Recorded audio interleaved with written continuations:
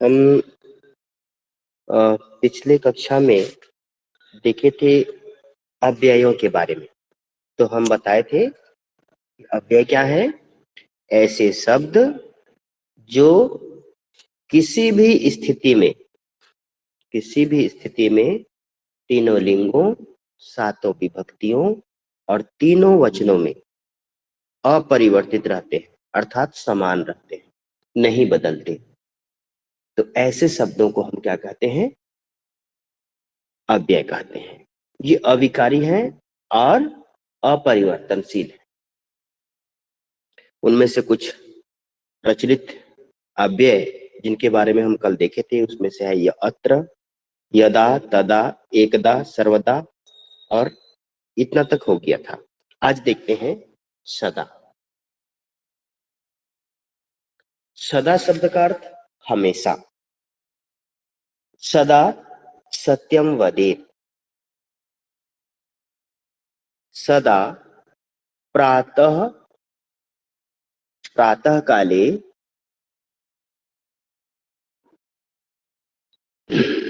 भजितव्यम। सदा प्रातः काले ईश्वरम भजितव्यम। हमेशा सुबह ईश्वर का भजन करना चाहिए।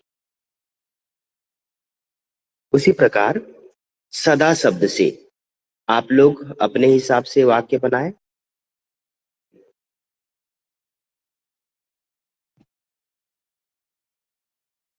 सर्वदा कोई भी प्रियम वाणी सर्वदा नहीं,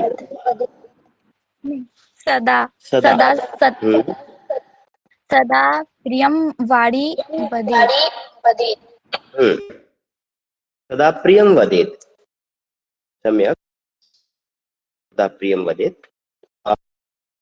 सूर्य सूर्य बोलिए। सदा उगती। बोल।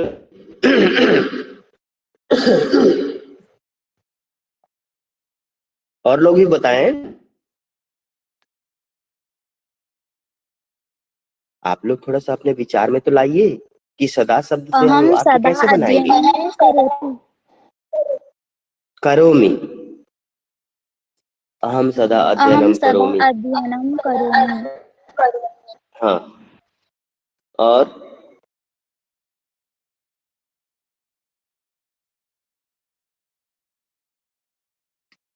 बाकी लोग किसी से नहीं बनता है क्या? या समझ में नहीं आता है आप लोगों को, बाकी लोगों को, या सर बोलना आता नहीं है। चाहते? तो बाकी लोग कैसे नहीं बोलते कोई?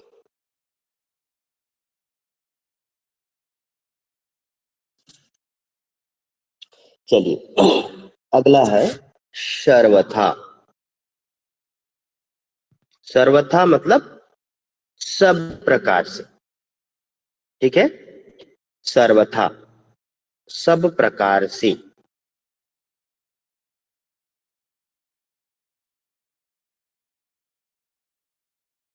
सर्वथा सब प्रकार से। सत्यवचनम सर्वथा हितकारी भवति।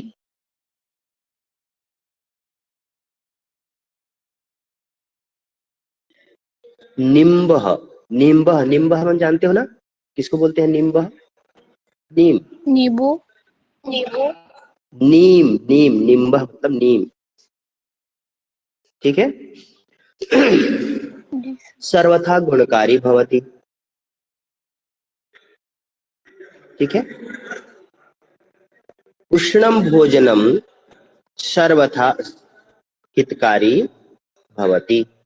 उष्ण भोजनम सर्वथा हितकारी भवति।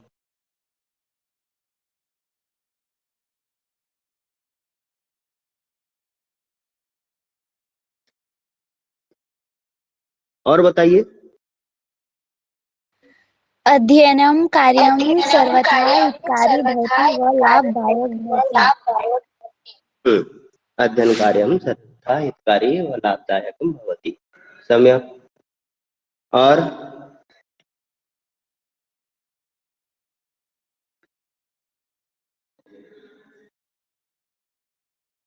और कोई?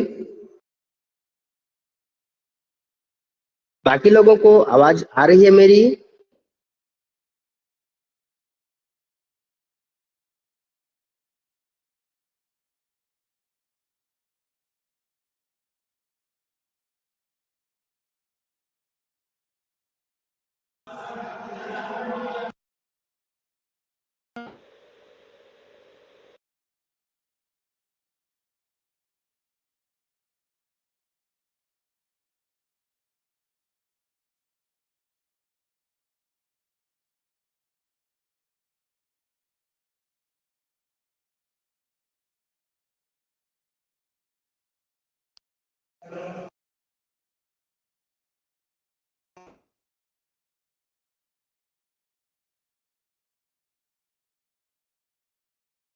अगला है तत्र।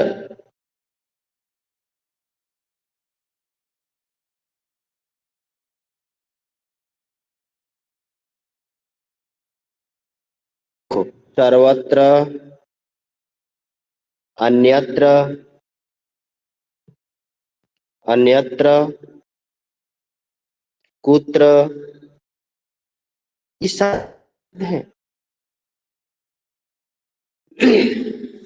तत्र, तत्र माने, तत्र माने वहां, तत्र माने वहां।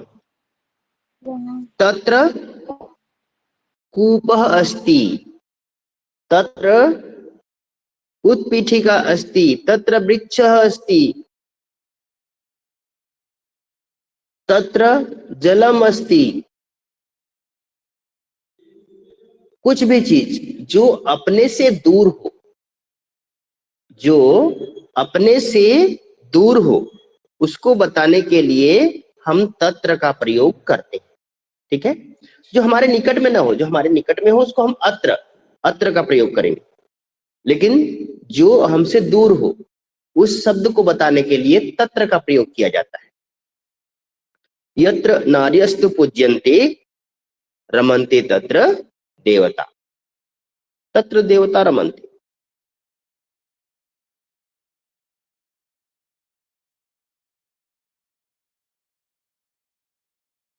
यत्र मिष्ठान्नम सर आवाज भवति।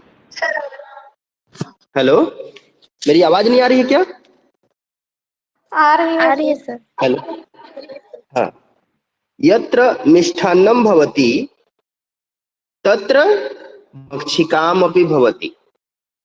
जहां मिठाई होता है ना, वहां मक्खियां भी होती, होती है कि नहीं होती है? होती हैं सर। हम्म।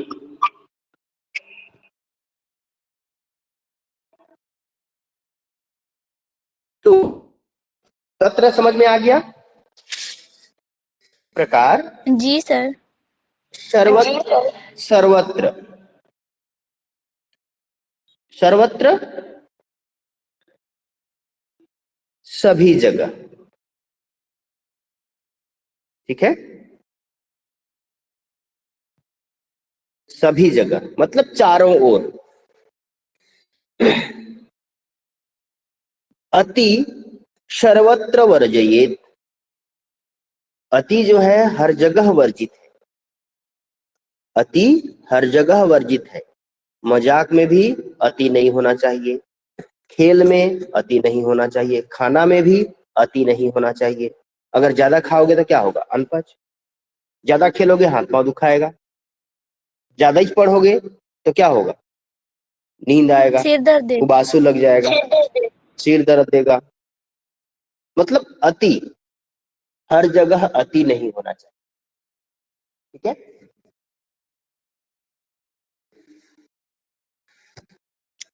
तो ये हो गया आपका सर्वत्र। यत्र अभी आपको हम बताए थे, यत्र और तत्र दोनों आपस में एक दूसरे के विरोधाभास है। यत्र माने जहां, तत्र माने वहां। यत्र धूमः तत्र अग्नि, जहां धुआं है वहां पर अग्नि है।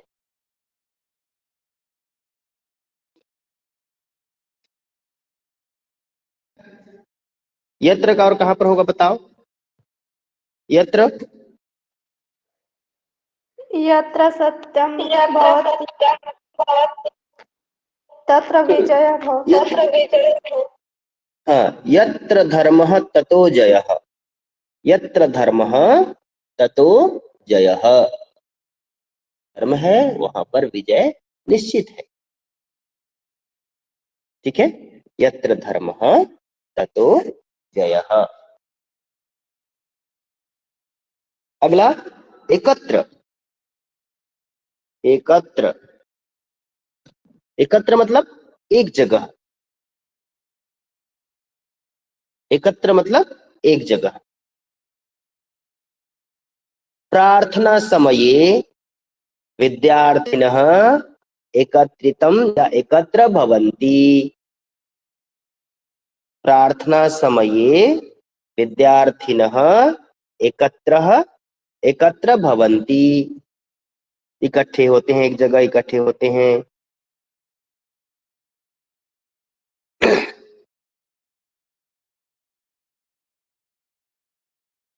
और बताइए, मेलापके जनाः एकत्र भवन्ति। हम समस्त पुस्तकानि एकत्र सन्ति। मम समस्त पुस्तकानि एकत्र सन्ति। अस्माकं गृहे सर्वे जनाः एकत्र सन्ति। हमारे घर में सभी लोग इकट्ठे रहते हैं। एकत्र निवसन्ति। वने पशु पक्षिणः एकत्र निवसन्ति। समझ में आ रहा है बहुत सारी इसके उदाहरण? आ रहे कि नहीं आ रहे समझ में? जी सर, आ रहे सर। अन्यत्र, अन्यत्र, अन्यत्र मतलब दूसरे जगह, दूसरे जगह। अत्र, अत्र विद्यालयः अस्ति, अत्र विद्यालयः अस्ति। चलचित्रालयः अन्यत्र अस्ति। सिनेमा घर दूसरे जगह है। हट्टम अन्यत्र अस्ति।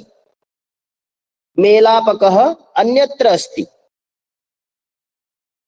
अत्र नास्ति। अत्र किम किम नास्ति। आप लोग अपने आसपास देखें कि आपके पास क्या क्या है और क्या क्या नहीं है, और उसी से वाक्य बनाइए। आप अपने जहां पर हैं वहीं पर आप अवलोकन कीजिए कि आपके पास क्या क्या है और क्या क्या नहीं है। तो जो चीज है वहां पर अस्ति, और जो चीज है नहीं है वो अन्यत्र अस्ति। वो कहीं ना कहीं तो है ना। समझ में आ रहा है कि नहीं आ रहा है? जी सर, आ रहा है। जी सर, आ रहा है। तो अन्यत्र का क्या क्या होगा, वाक्य बनाइए। अत्र गृहम् अस्ति, हट्टम् हट्टम अन्यत्र। हाँ, अत्र गृहम् अस्ति, हट्टम अन्यत्र अस्ति।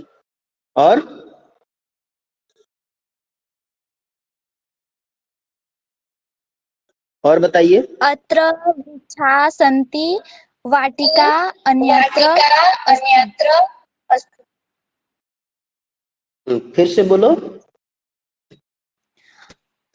अत्र वृक्षाः सन्ति, वृक्षाः सन्ति। अत्र वृक्षाः सन्ति, सम्यक्।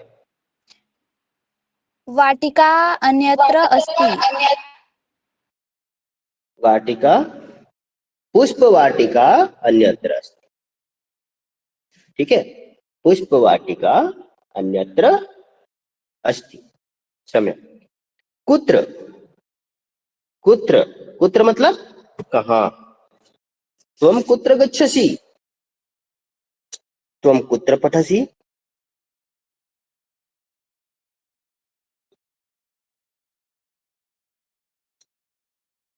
त्वं कुत्र सः निवसति। कुत्र गतः। हाँ, त्वं कुत्र निवसति, त्वं कुत्र निवससि, सः कुत्र गतः।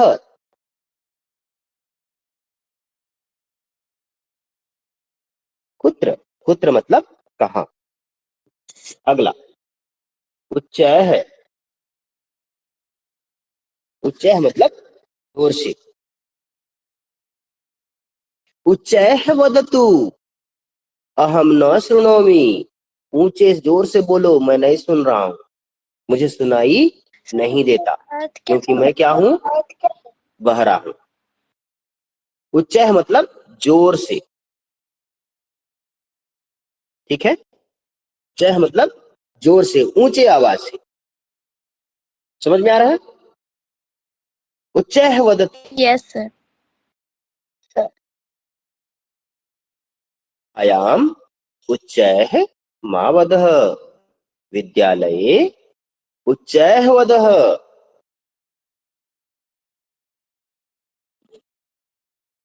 अगला शनैः, शनैः मतलब धीरे, शनैः मतलब धीरे। कक्षपः स्नैः स्नैः चलति, वर्षा स्नैः स्नैः वर्षति, वृक्षाः वायु मंदम मंदम। स्नैः, मंदम, मंदम अलग है, ठीक है। वायु सैने सैने प्रवति। नहीं नहीं, स्नेह है, स्नेह है, ठीक है।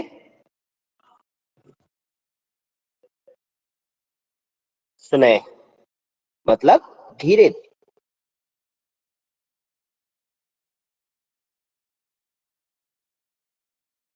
वृक्षाः स्नेह वर्धन्ति, क्योंकि वृक्ष बहुत धीरे बढ़ते हैं। पुष्पाणि स्नेह विकसन्ति, पुष्प धीरे खिलते हैं। तो इस प्रकार जो भी चीज है, जो भी शब्द हैं, उनके अर्थों को हमको जानना बहुत जरूरी है, और उसी के आधार पर हम अपना वाक्य बनाते हैं। अगला नीचैः, नीचैः मतलब नीचे। वृक्षस्य नीचैः जनाः विश्राम्यन्ति, वृक्ष के नीचे लोग विश्राम करते हैं।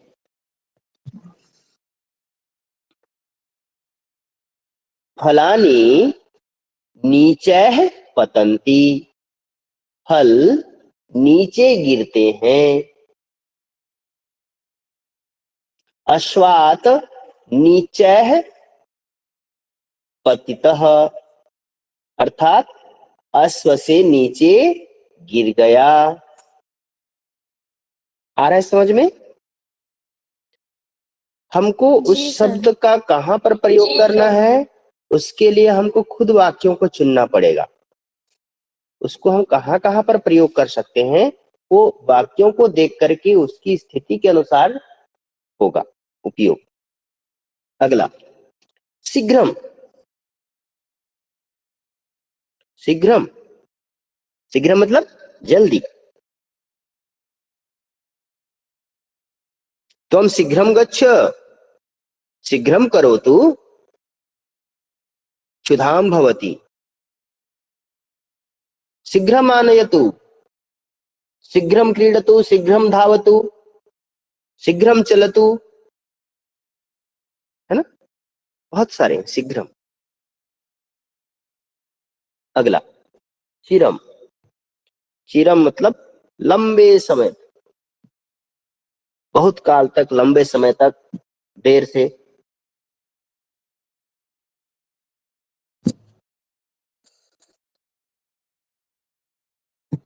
आंग्लदेशीयाः भारते चिरम आवसत्, आंग्लदेशीयाः भारते चिरम आवसत्, अंग्रेज भारत में लंबे समय तक रहे। अवसन, ठीक है।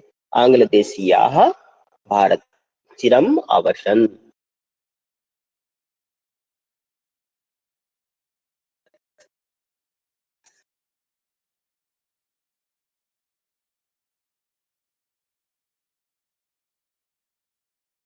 महाराज दशरथः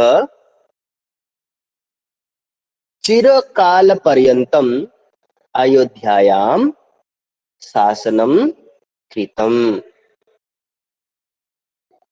महाराज दशरथ लंबे समय तक अयोध्या का शासन किए। अहम चिरम, देश चिरम मतलब समझ स्वतंत्रता में आ रहा है? चिरम होती। अहम देशस्य नहीं, मम देश होगा। मम देशस्य मम स्वतंत्रता चिरकाल पूर्वम अभवत्। मम देश स्वतंत्रः चिरकाल पूर्वम अभवत्। मेरी देश की स्वतंत्रता बहुत समय पहले हो गई। ठीक है।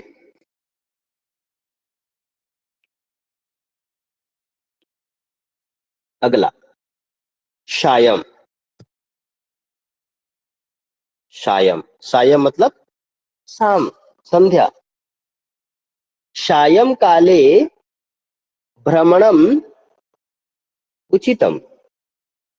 शाम के समय घूमना उचित है। सायं काले अहम भ्रमणार्थम गमिष्यामि। शाम के समय में घूमने जाऊंगा। सायं काले अहम अध्ययनं करोमि। सायं काले अहम क्रीडनं करोमि।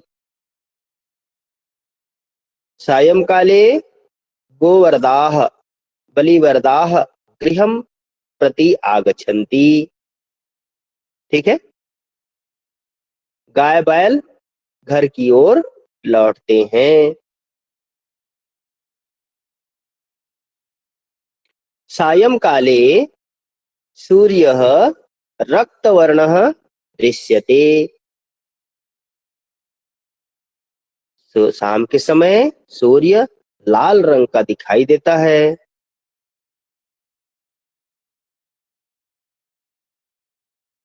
सायं काले अहम पूजाम करोमि। शाम के समय मैं पूजा करता हूँ, पूजा करती हूँ।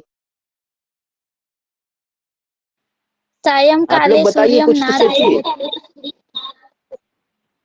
सायं काले सूर्य ना दृष्टते। न दृष्टति, नहीं होगा, ऐसा नहीं होगा। क्रिया को सही लगाओ। सायं काले देखो अहम शाम से स्नानं न करोमि। सायं काले हम स्नानम न करोमि। ठीक है। शाम के समय में स्नान नहीं सायं करती हूँ, अच्छी काले बात है। सायं काले अहम वाटिकां भ्रमणं करोमि। वाटिकाम भ्रमणं करोमि। भ्रमणम करोमि। करोमि। वाटिकाम नो, वाटिकायाम। ठीक है। सही शब्द रूपों का चयन करना है। देखो वाटिकाम कहोगे तो वाटिका को, शाम के समय में वाटिका को भ्रमण करती हूँ। वाटिका को थोड़ा ना, वाटिका में, वाटिकायाम। ठीक है। वाटिका में भ्रमण करती हूँ, वाटिका को भ्रमण नहीं करती हूँ, वाटिका में भ्रमण करती हूँ। अगला प्रातः। प्रातः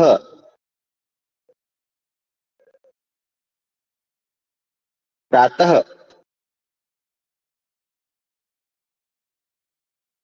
प्रातः मतलब सुबह, सवेरे। प्रातः काले उत्थाय गुरुं मातरं पितरं च प्रणमेत। सुबह उठ करके गुरु माता पिता को प्रणाम करना चाहिए। प्रातः काले उत्थाय स्नानं कुर्यात्। स्नान करना चाहिए।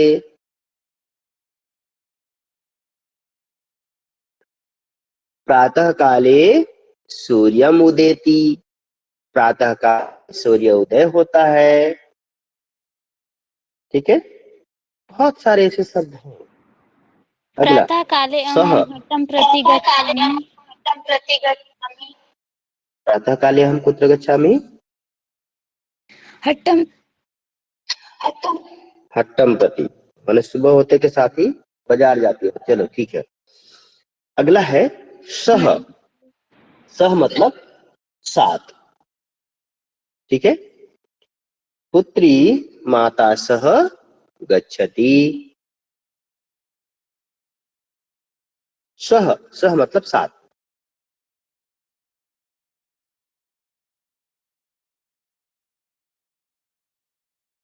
सह पित्रा सह हट्टम गतवान, सह, सह पित्रा सह हट्टम गतवान, वह पिताजी के साथ में बाजार गया। अहम मम पितुः सह विद्यालय गच्छामि। पितु सह नहीं, पित्रा सह। सह के साथ सहयोगी हमेशा तृतीया विभक्ति लगता है। ठीक है, सह के पहले जो भी शब्द लगाएंगे उसमें हमेशा तृतीया विभक्ति लगता है। ठीक है, सीता रामेण सह वनम गतवती, सीता रामेण सह वनम गतवती। अब यहाँ पर सह है, तो सह से पहले जो भी शब्द होगा उसमें तृतीया विभक्ति लगेगा, क्योंकि सह के योग में तृतीया लगता है, तृतीया विभक्ति, इसको याद रखना।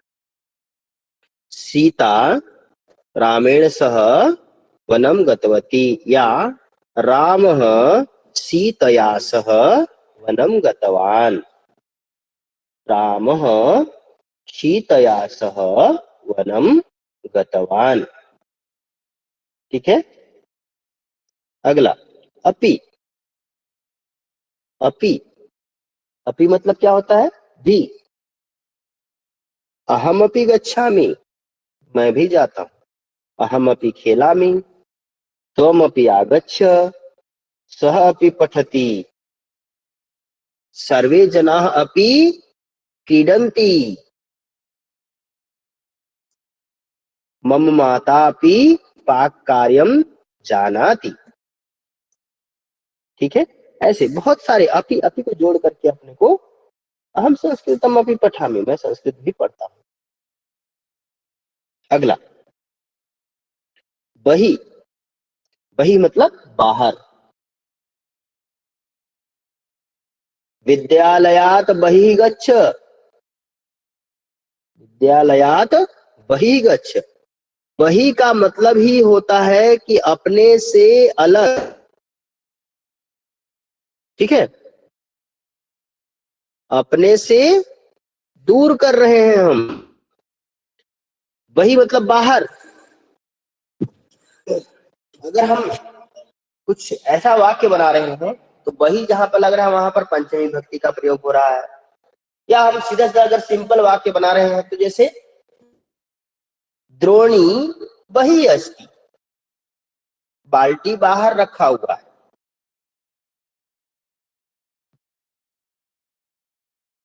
वृक्षाः बही सन्ति, वृक्ष बाहर है। किंतु सर्पः विवरात बही अस्ति, सांप विवर्षि अर्थात बिल से बाहर है। विद्यालयात बही, विद्यालयात में पंचमी विभक्ति, विवरात में पंचमी विभक्ति। अगर हम किसी को अंदर से बाहर भेज रहे हैं, कर रहे हैं, तो उस स्थिति में हमको उससे पहले वाले शब्दों में पंचमी विभक्ति का प्रयोग करना पड़ता है। ठीक है, लेकिन सिर्फ बाहर शब्द को दिखाने के लिए सिर्फ बाहर को दिखाने के लिए हम सिंपल वाक्य की रचना भी कर सकते हैं। जैसे कोई भी चीज बाहर में है तो पक्षिणः बहिः सन्ति, पशु पक्षिणः बहिः सन्ति, नद्याः अस्माकं गृहात् बहिः अस्ति। वहां पर अगर हम एक्स्ट्रा अगर वाक्य जोड़ रहे हैं तो हम वहां पर पंचमी विभक्ति लगाना पड़ेगा, लेकिन सिर्फ अलग से बोल रहे हैं तो वहां पर सिंपल वाक्य बनेगा, साधारण सा वाक्य। अगला, ऊपरी। ऊपरी, ऊपरी मतलब ऊपर। मम ऊपरी छति अस्ति, छत। मम ऊपरी छति अस्ति, मम मेरे ऊपर में छत है।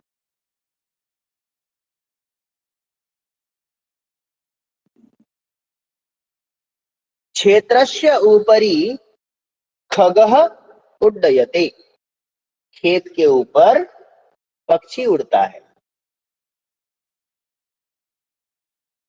वृक्षस्य उपरि वानरः तिष्ठति। वृक्षस्य उपरि वानरः तिष्ठति। सम्यक, बहुत सम्यक। वृक्ष के ऊपर में बंदर बैठता है।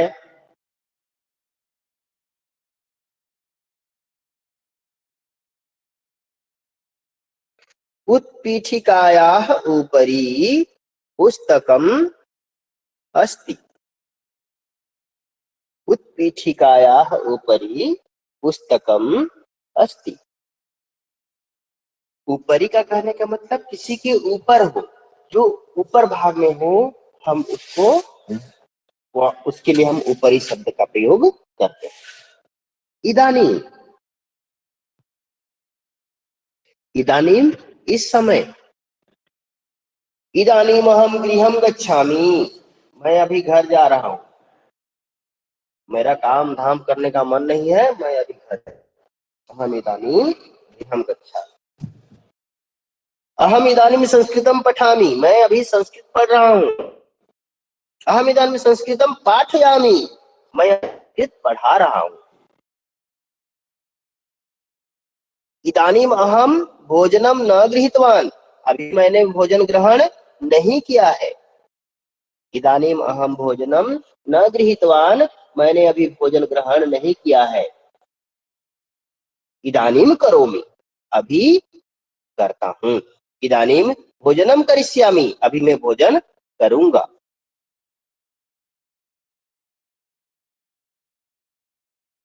इदानीम से वाक्य बनाइए।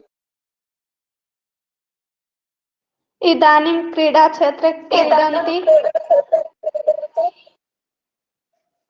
इदानीं क्रीडा क्षेत्रे क्रीडन्ति, अभी खेल के मैदान में खेलते हैं।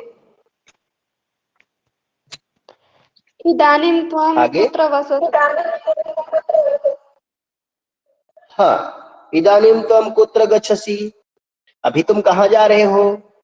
इदानीं कुत्र वसति, तुम कहाँ रहते हो, इस समय तुम कहाँ रहते हो। इदानीं त्वं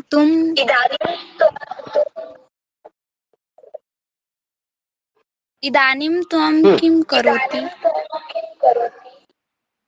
तुम के साथ हमेशा याद रखना मध्यम पुरुष के क्रिया ही लगते हैं। इदानीं त्वं किम करोति नहीं होता है। करोति देखो, टी जो है प्रथम पुरुष का एक वचन है, त्वम जो है मध्यम पुरुष का एक वचन है।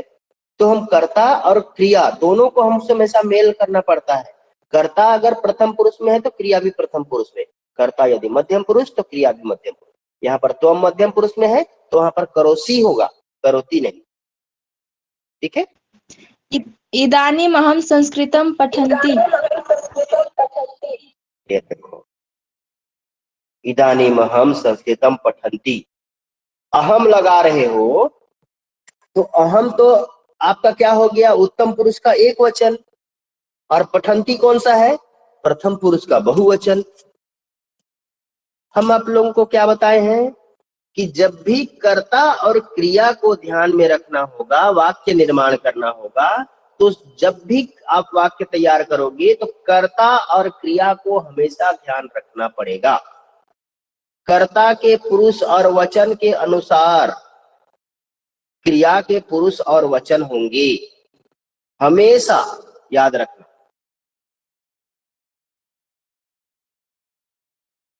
सुधार करके बोलो वृंदा।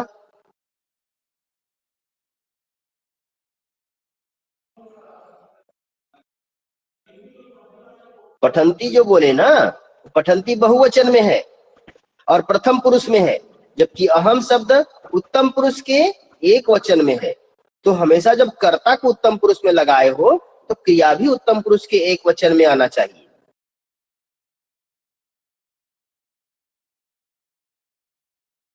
इदानीम अहम संस्कृतम पठामि। हाँ, इदानीम अहम संस्कृतम पठंती नहीं होगा, इदानीम अहम संस्कृतम पठामि, क्योंकि अहम के साथ में मी जुड़ता है। इदानीम अहम संस्कृत भाषां व्याकरणम् अध्ययनं करोमि। संस्कृत भाषा व्याकरणम अध्ययनं करोमि। सम्यक।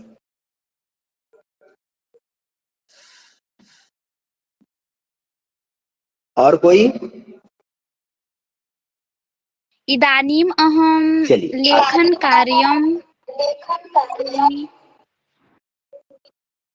हाँ, इदानीम हम लेखन कार्यम करो। सम्यक। अगला, अधुना। अधुना, अधुना मतलब वर्तमान में, ठीक है। इदानीम मतलब जो तत्काल। देखो, इदानीम और अधुना में थोड़ा थोड़ा अंतर है, दोनों का अर्थ प्रकट तो वही करते हैं, लेकिन इदानीम कहेंगे तो एकदम करंट समय में, ठीक है।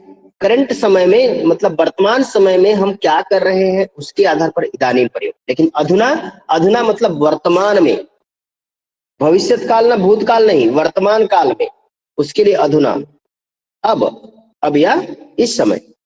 अधुना भारते लोकतंत्रम अस्ति, इस समय भारत में लोकतंत्र है।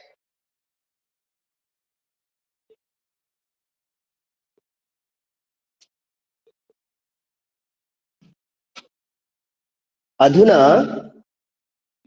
भारते कोरोना वायरस प्रसरितम, प्रसरितः।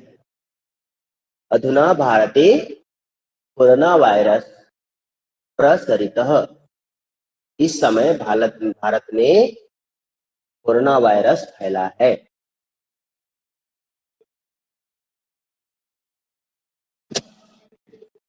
आगे, सांप्रतम। सांप्रतम, सांप्रतम अब, इस समय या आजकल, ऐसे ही शब्दों के लिए सांप्रतम या वर्तमान, इस समय के लिए इसका भी प्रयोग। जैसे सांप्रतम बसंत ऋतु अस्ति, वर्तमान में बसंत ऋतु है। सांप्रतम विद्यालयम उद्घाटितम, वर्तमान में विद्यालय खुल गया है।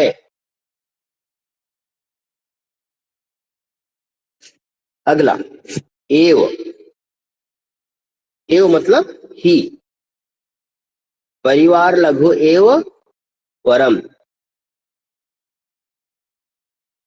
परिवारः लघु एव वरम।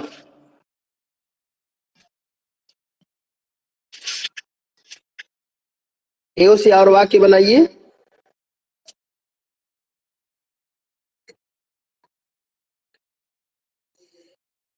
लघु परिवार एव से एव सुखम।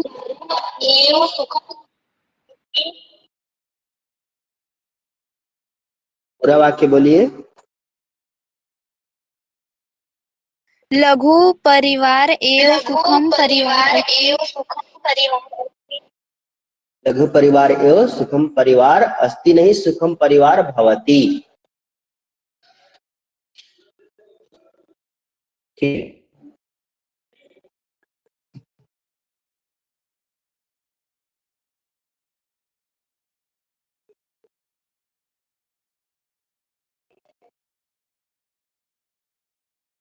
माम एव आवाहयसी, मुझे ही बुलाते हो।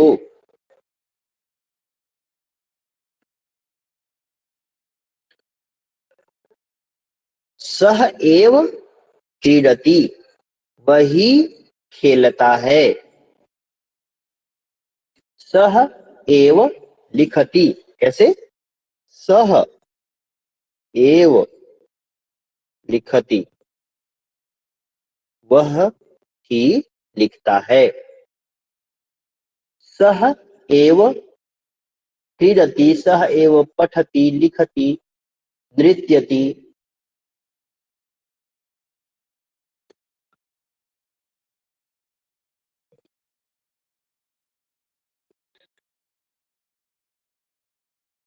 अगला विद्यालय वदतु। विद्यालय एव मम विकासशीलं मार्गम् अस्ति। विकासशीलं मार्गम् अस्ति। विद्यालय एव मम बोलिए विद्यालय बोलिए। एव मम विकासशीलं मार्गम् अस्ति। विद्यालयम एव मम विकासशीलम मार्गम अस्ति। चलो, वाक्य जैसे तैसे तोड़ के बन ही गया। चलिए ठीक है। जी। अगला एवं। एवं, एवं मतलब इस प्रकार। एवं अस्तु, जब पहले जमाने में जब तपस्या करते थे, तपस्या में खुश होकर के भगवान जब वरदान देते थे तो क्या बोलते थे? तथास्तु एवं अस्तु। वो कहते थे हे भगवान मेरे को बुद्धि दे देना, तो क्या कहते थे? एवं अस्तु, ऐसा ही हो। ठीक है, वैसा ही हो जैसा तुम चाह रहे हो। एवं अस्तु। सह एवं अवदत्, वह इस प्रकार बोला। एवं, एवं मतलब इस प्रकार। एवं न कर्तव्यम, ऐसा नहीं करना चाहिए। अगला यथा। यथा बीजम तथा फलम, यथा बीजम तथा निष्पत्ति।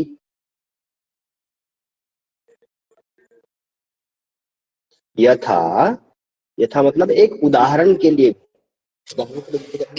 यथा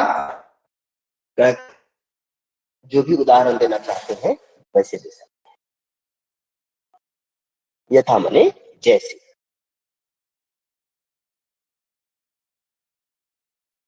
तथा, तथा माने वैसे।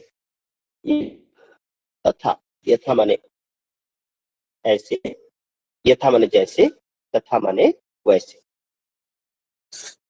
यह यथा करोति सह तथा प्राप्नोति, जो जैसा करता है वह वैसा पाता है। तथा अस्तु, वैसा ही हो। ठीक है। अगला यावत।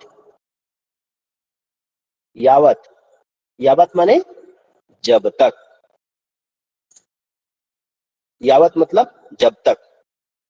यावत त्वं न आगच्छसि तावत अहम अत्रैव तिष्ठामि, जब तक तुम नहीं आते हो तब तक मैं यहीं पर बैठा रहता हूँ।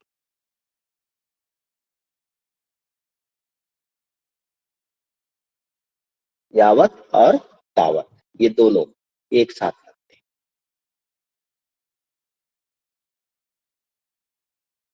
यावत अस्माकं ब्रह्मांडे धर्मं भविष्यति, यावत अस्माकं ब्रह्मांडे धर्मं भविष्यति तावत, तावत ब्रह्मांडे जनाः स्थास्यन्ति, तब तक इस ब्रह्मांड में लोग रहेंगे। जब तक धर्म रहेगा तब तक या हम कहेंगे यावत धर्मम भविष्यति तावत, जब तक धर्म होगा, यावत सत्यम अस्ति तावत धर्मम अस्ति, जब तक सत्य है तब तक धर्म है, या जब तक धर्म है तब तक सत्य है। ठीक है।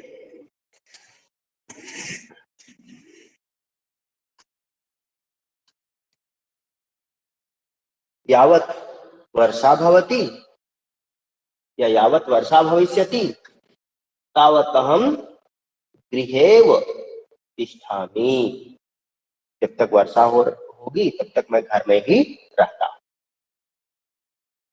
ठीक है। तो इस प्रकार आज तावत तक हम देखें, यावत और तावत तक।